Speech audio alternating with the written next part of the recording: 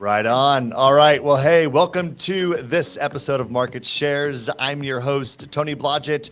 And today, joining us virtually over the interwebs is my really good friend and someone who really, especially when it comes to video and content creation, is really kind of a mentor of mine, someone that I've looked up to for many years.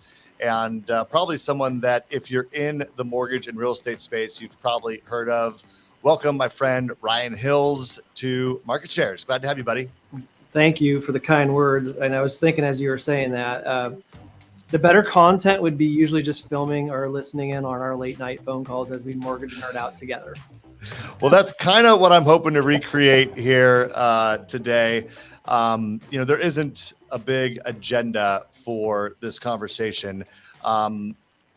But I don't think that we need one because our industry is experiencing, really some changes and an environment, a season, if you will, that we haven't seen, I don't think, ever. We've seen versions of this over our careers, but we're dealing with something very different. And both of us work in leadership roles at large national mortgage banking companies.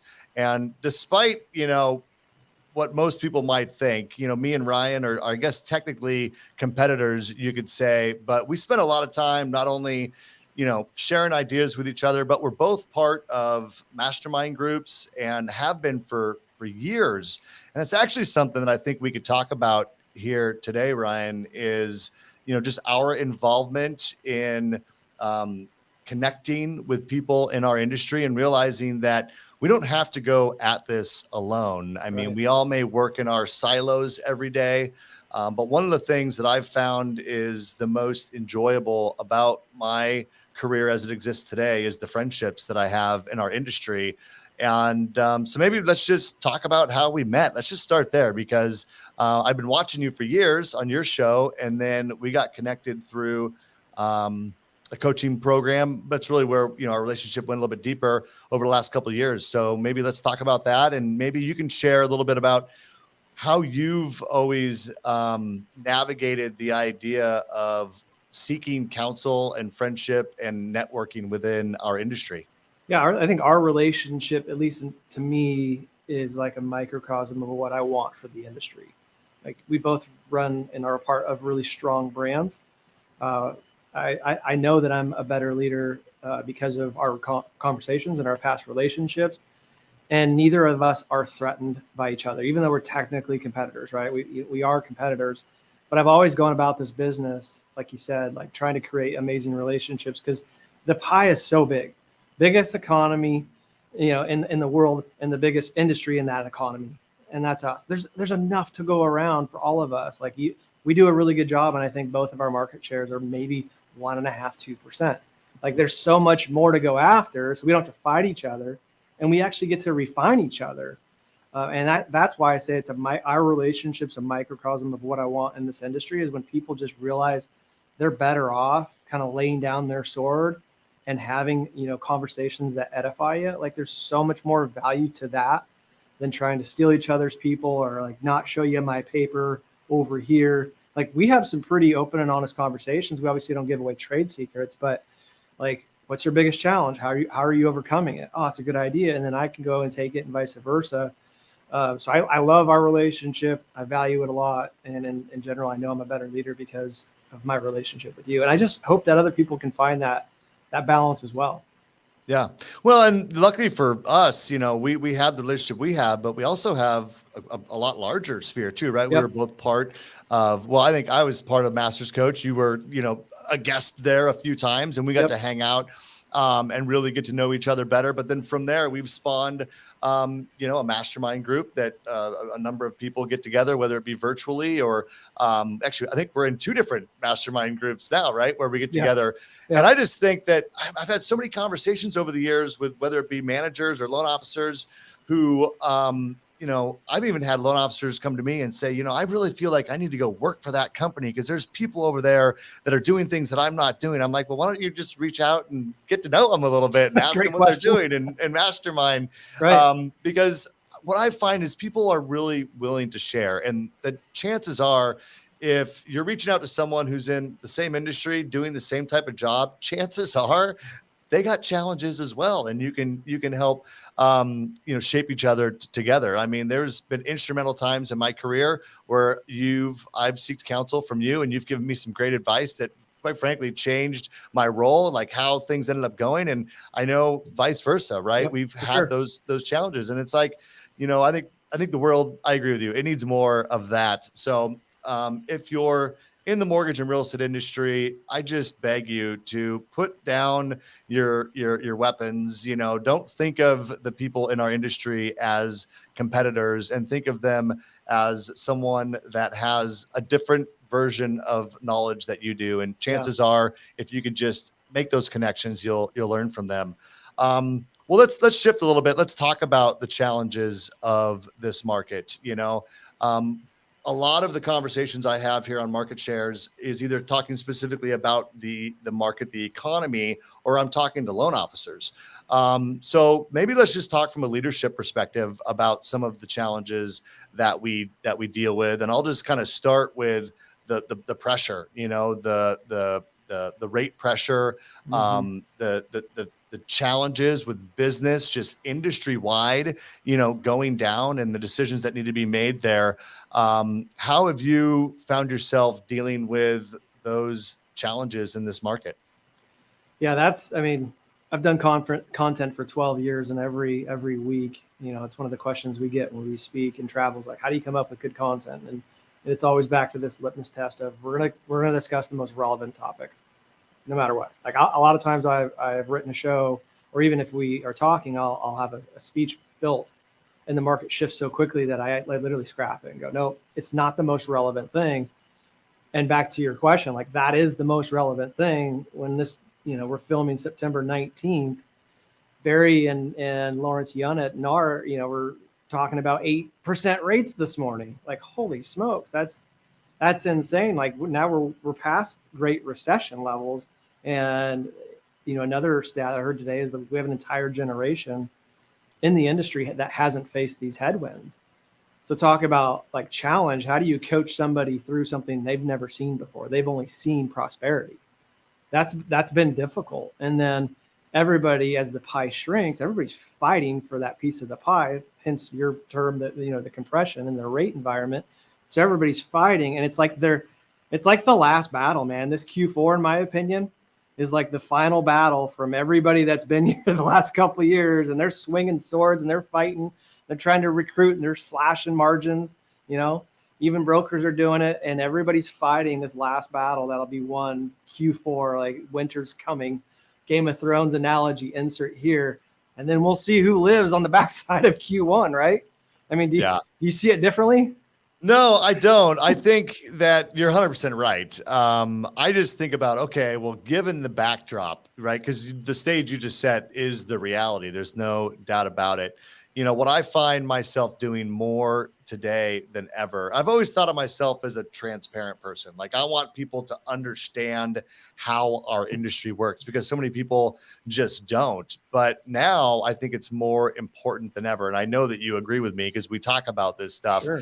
Is we have to share with people things that we've just never either had to share or wanted to share, because not everyone understands it. But now it's like it's illogical, some of the things that are happening in our industry. We have large competitors of ours that have lost tens, if not hundreds of millions of dollars in just the last quarter.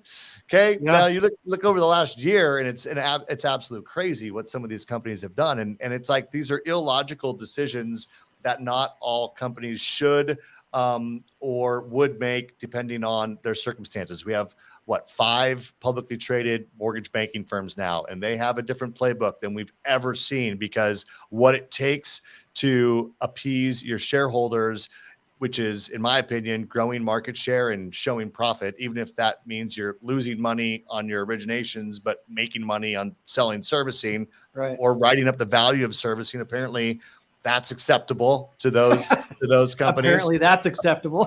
Apparently. But these are things we've never talked about with loan officers, right? I mean, I'm sure you're in the same boat. The conversations I'm having with branch managers and loan officers about the realities of, it's one thing about what's the ultimate decision that we're going to make, but let's just talk about the facts. Like, let's just talk about the math of mortgage banking. Are you finding this too, that like the only way to help people understand is just lay it out there in a way the that math has never been more important. I said it earlier today to a president, like never before have you had to go in and show the math in totality, because never before have we seen mega producers be fired. Even in 08, there's a difference. There's many differences in 08 now. You never saw top producers fired, right? You saw maybe companies go down, maybe leaders get fired, but top producers, mega producers, east to west coast, are getting fired. Why? Because they don't understand the math. And I really want to do a show. Tony, I haven't reached out to you yet. Grab a couple operator friends of mine, like maybe Patrick. This is, I think, a relevant topic. Like these net branch models, some work, some don't. We talked about this a lot, and you have to have the right operator. But these net branches are being shut down overnight. Why? Because nobody came in and really helped them understand the math, exactly like you're saying, on staffing and margins and leases and everything else that you and I think about every single day. They didn't have these conversations at a net branch level. And so I really want to speak to the industry about, hey guys, for some people, this might be the right move. And for some, it may not. You may just be a really good originator that's really good at talking to people and originate loans. And that doesn't make you a bad person because you're not a P&L person. Matter of fact, you should do what you're great at, like the EOS life, right? Find out what you're good at and what you love. Well, most originators, quite honestly, love to talk to people and originate loans. They don't love what you and I love, the business side of it. And that doesn't make you a bad person. So that's kind of like the content I want to create with a couple other operators, is really trying to help the industry find who should and who shouldn't be in a P&L, because there's a lot of people at a LO level that are in P&L levels that are getting fired. Mega producers, not just like 10 and $15 million a year producers. And that's back to your point about the math matters. So yeah. I don't know. I would love to unpack that further, because I think that's the most relevant challenge. And you're getting people that are going, wait, I just did 100 million and I got fired. What? This doesn't make sense. Why am I getting fired? And then they had the misconception that they were a successful, viable, product, and they're not. And that doesn't go over well. Like that hurts somebody, right? So I'm seeing that a lot right now. It's usually not their fault either. And, I think it's a breakdown of leadership. It's really there was never a point where someone explained the math. We get so rewarded in our industry for production. We just put up the numbers every month. We're putting up, here's our top producer, here's their numbers, here's the volume they closed, etc. And we don't put any value around understanding the math. And there's certainly markets, let's be honest, in 2020 and 2021, when there's that much volume going through our industry, there really isn't a lot of margin compression. There's plenty of margin, because there's lots of companies who their biggest issue wasn't I need more loans. It's I can't even close the loans that I have.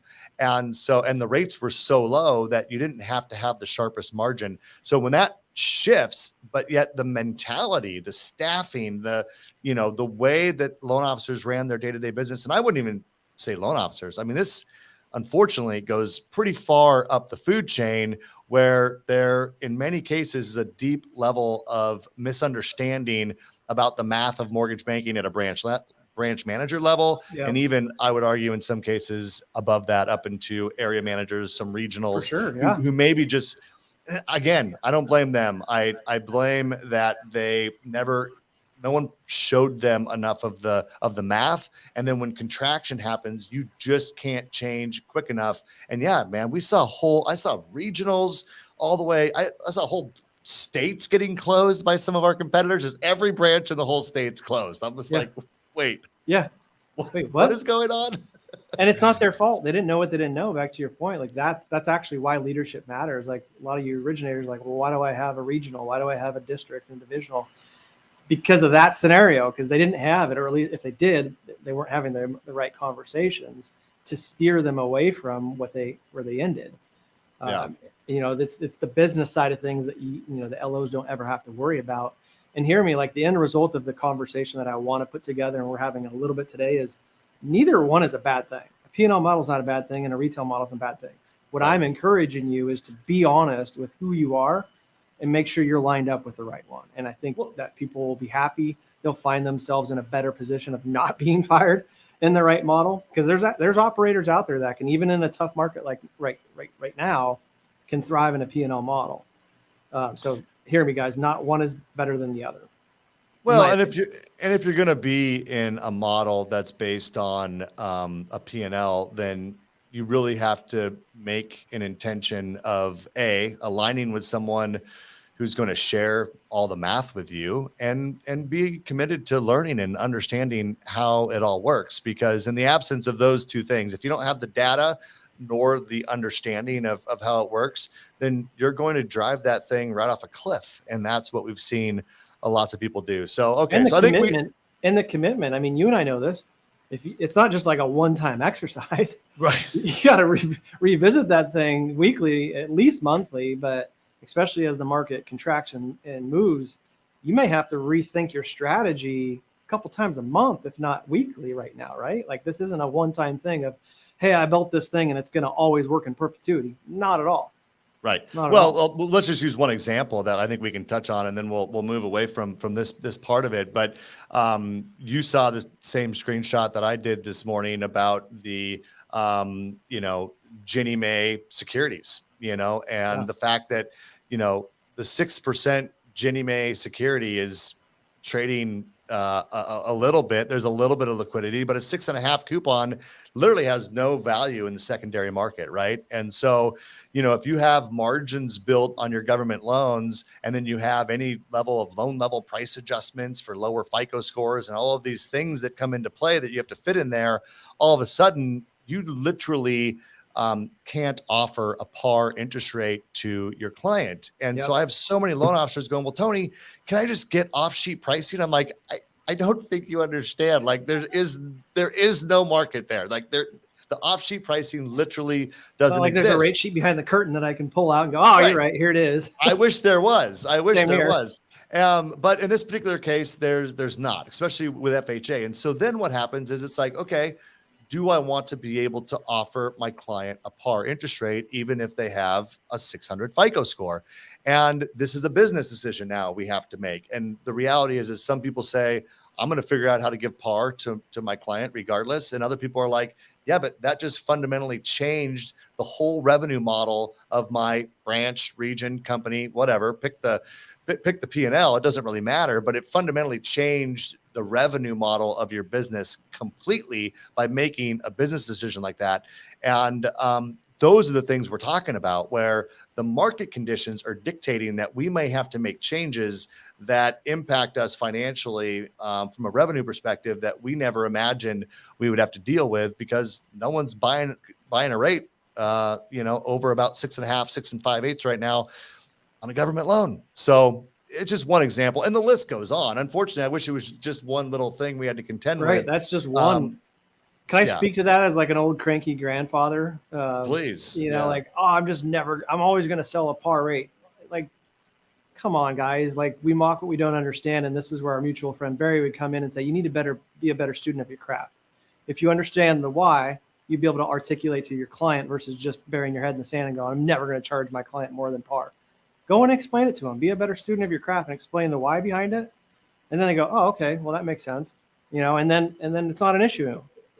I just have so little patience for somebody that won't learn, won't adapt, and just go, I'm only going to sell a par rate, because good luck with that. It wasn't that many years ago that almost every company out there charged a 1%, fee is just a baseline. Sure. And then we got used to this par thing, and now market conditions don't allow it. But you're right, loan officer behavior won't change. Again, it goes back to the original point, which is transparency. They need to understand, this math and whatnot. So I guess that would be my one theme for this shift that we're going through in the market, is that what I've seen is that we have to be more transparent. We have to explain to people more now than ever kind of how the industry works, what the math looks like, so that even if we're not going to match that competitor down the street who's losing $155 million last quarter, I can at least explain to you why we're not going to match exactly. It. Be a better student too. That's a common theme throughout our conversation. Like, really be a better student, nerd out on Barry's updates, understand why, get Barry points, Dan Raw, which is another good one, right? Like, This is the time to be the best student at the table and continue to ask questions. Guys, I'm a mortgage nerd. Every time I think I've got something figured out, I just feel like the dumbest guy in the room again. So if you ever felt like me, you're not alone. And I'd work really, really hard to understand our craft. I just feel like every time I learn something, it's like I got to go back and relearn something new. So this is the environment to try to understand as much as you can at a high level, so that this is back to Rene Rodriguez, so that there isn't a narrative gap. And you got a narrative gap as a leader, as a LO to a consumer, you got big problems, because they typically fill that in with their own reality that may not be reality. So in the absence of clarity, they insert their own reality, which usually is not close to the truth. So don't let there be a narrative gap as a leader and as an LO. Yeah, I see with this narrative gap right now, it actually creates a lot of the pricing. It exacerbates the pricing pressure, because when a borrower doesn't feel like the explanation they were given makes a lot of sense, they're going to go seek advice from someone else to help fill in the gap. And now all of a sudden they have multiple different quotes because you didn't educate them the whole story. You didn't educate them. It's like the old school LO. We'll never lock on a Friday. Well, why? It's just an old myth that, like, did anybody test this myth?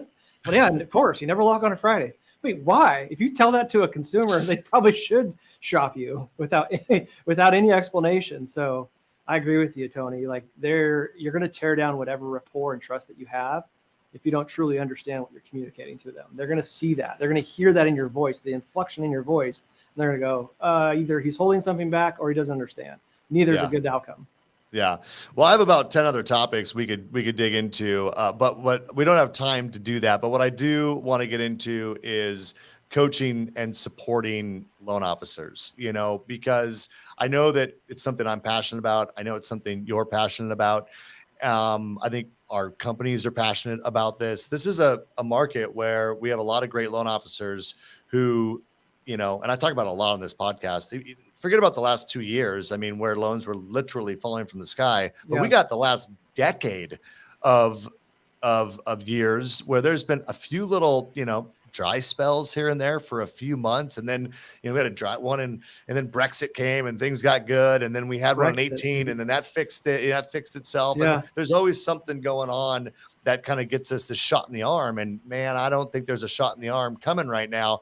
And so I'm finding loan officers that have been in this business for a long time, thinking about getting out, finding a different career, finding a different place in the mortgage business if they can find something that gives them some consistency. Yeah.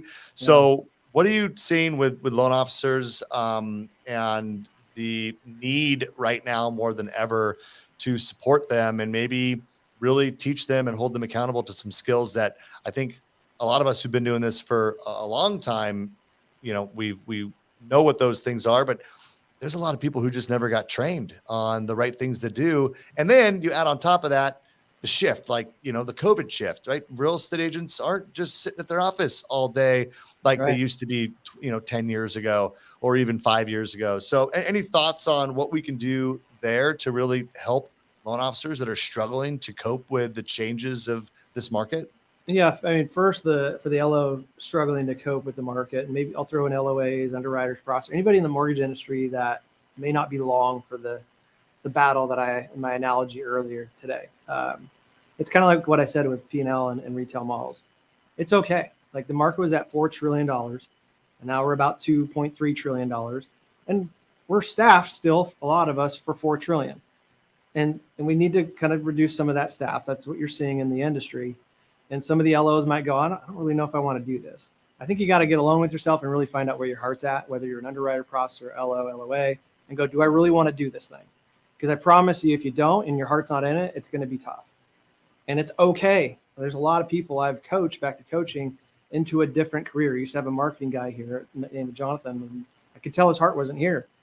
And, I helped him go, well, what are you passionate about? Well, he was a marketing guy and he loved hunting. And so I was like, man, there's a market out there for you. Long story short, this guy's the happiest I've ever seen him because he went and followed his heart, which was hunting. And now he builds out websites and every marketing thing you can think of when it comes to hunting, which was an underserved space.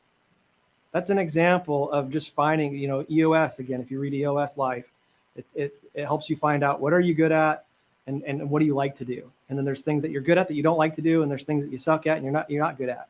That upper left-hand corner is what do you like to do and what are you good at? And if it's mortgage, stay in it. Stay in the fight. It's going to get better. It'll get worse before it gets better. But if it's not and you want to go do something different, that's okay. It'll actually be better for you to find something that you're more passionate about, whether you're a loan officer, underwriter, or processor, because there's going to be continued contraction. Not everybody's going to make it, nor do they want to. And just don't stay doing something because you're doing it right now. Stay doing it because your heart's there. And then for the LOs that want to be in it, it's not going to, just because you want to be here, it doesn't mean it's going to be easy. Go back to what Tony said earlier. Mastermind with your peers at other companies. Guess what? They're going through the same market as you. How are you navigating it? That's why we're doing so many shows with top producers trying to speak to other top producers right now. We had 3 of them on over the last 3 weeks sharing their secrets. Reach out. They'll share. They'll mastermind with you. You don't have to leave a company to go to another company, like Tony said, just to get edified. Ask them questions. I promise you, just like Tony and I and the rest of the people we mastermind with, you'll learn a lot and you'll be better for it. So there's coaching internally, but there's also coaching externally and just masterminding with your peers. There's a ton of value in that. Yeah.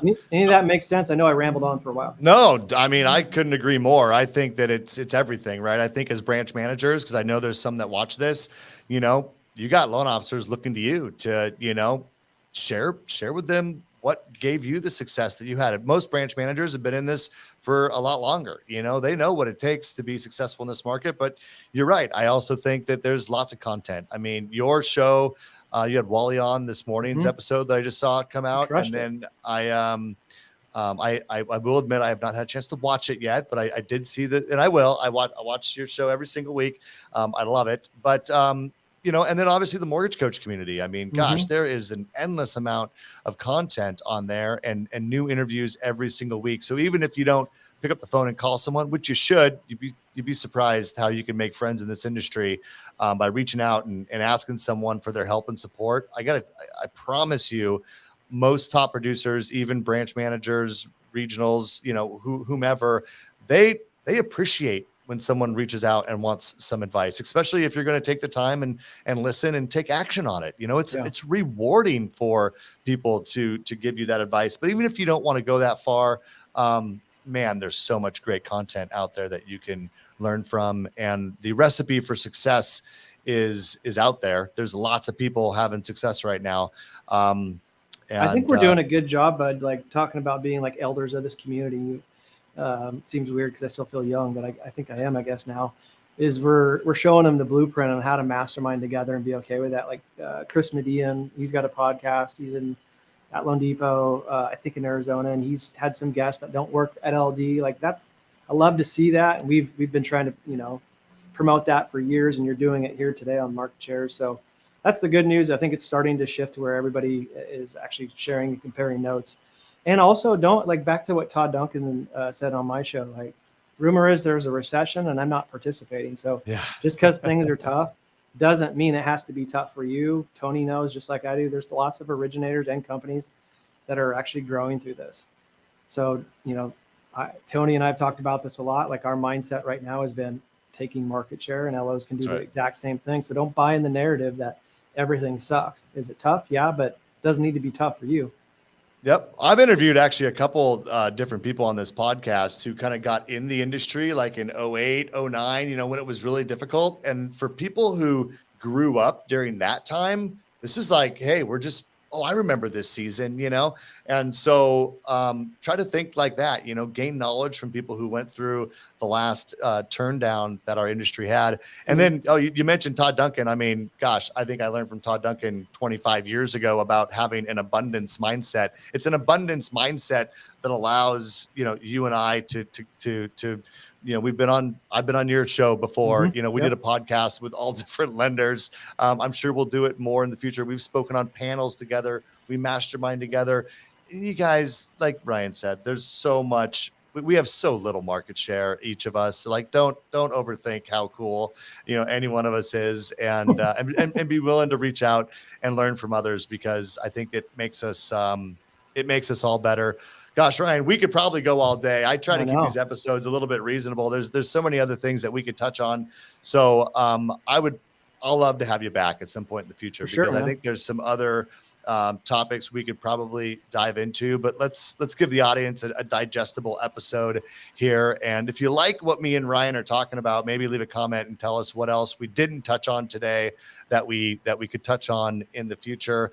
And you mentioned Todd Duncan. Let's give a plug to Sales Mastery 30, the 30-year anniversary of Sales Mastery. Sure. I got my career started at Sales Mastery. I'm going to be at another event this week down in Vegas, but I will definitely be there. Maybe just give a quick, couple seconds on Sales Mastery and Todd Duncan. He doesn't know we're doing this, but it's such a cool event. And talk about masterminding, go there and meet some people. I guarantee you could walk away from that event with a handful of phone numbers and names of people that you could then, come together and start an ongoing mastermind group with some like-minded individuals.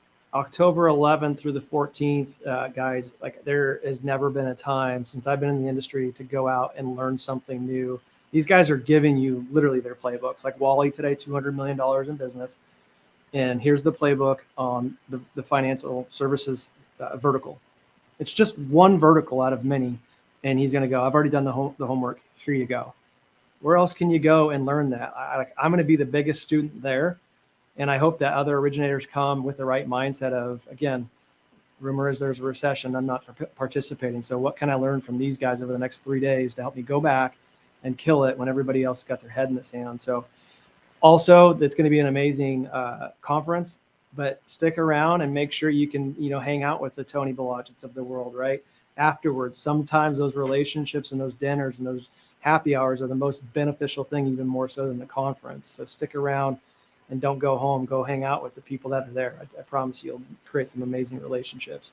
Yeah, I was going to say, if you're there and you don't come up and, say hi and go introduce yourself to Ryan, to myself, to all the other, leaders in our industry that will be there, top producers, people, like I said, it's a great place to go, shake hands, meet people, take home a relationship that you can lean on in the future when you need to. So let that be the big takeaway from this conversation. And Ryan, thanks, man, for taking the time to jump on. And I always enjoy our conversations when we have a chance to have them. And this one's even more special because we got to share it with the Market Shares audience. So thanks, my friend. And until I see you in person, it's good talking to you virtually. For those of you watching Market Shares, thank you again for tuning in. Please continue to help grow our viewership by subscribing and then just letting people in the industry know about the conversations that we're having here at Market Shares. It really helps. And I certainly enjoy doing it. I'm, a few months into getting in front of the camera every single week. A little bit of inspiration from my buddy Ryan, because he's been doing it for 11 years. Yeah. Old guy. Well, yeah. Tell them before we go, tell them how to get resource.tv every single week. Yeah, you can do just that online, resource.tv, or just join the community on Facebook and mastermind with a lot of really good people, realtors, loan officers, regionals, CEOs, executives. It's a great community. And our goal is to edify each other and talk about the most relevant things every week. So we'd love to have you in the community with us. When something big is going on in this industry, I promise you, Ryan will be one of the first people to pull them into his show. He's got the reputation, he's got the connections. And if you're not tuned in to the resource.tv, I promise you, you're missing some things that are going on around you. So with that, thank you all. Thank you, Ryan. And take care. Bye for now. See you guys.